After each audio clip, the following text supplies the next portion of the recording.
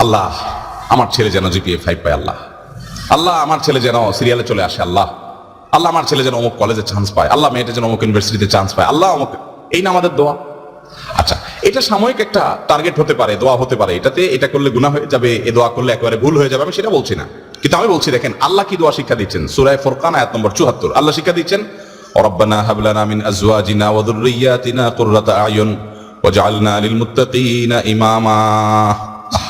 কি দোয়া! এই দোয়ার অর্থ জানেন? সুবহানাল্লাহ, হায়রান হয়ে যাবেন এর অর্থ শুনলে। আল্লাহ সুবহানাহু ওয়া তাআলা বলছেন, যদি দোয়া করো ওয়াল্লাযীনা ইয়াকুলুনা রব্বানা হাব লানা মিন আজওয়াজিনা ওয়া যুররিয়াতিনা কুররাতা আয়ুন, এইটুকু শুনেন। মানে কি? হে আমার রব, আমার সন্তান সন্ততি, আমার জীবন সঙ্গী সঙ্গিনী, স্ত্রী স্বামী, নারী পুরুষ একে অন্যজনের জন্য দোয়া করবে, আল্লাহ এমন সঙ্গী জীবন সঙ্গী দান করেন, এমন সন্তান দান করেন যারা আমার চক্ষু শীতলকারী হবে।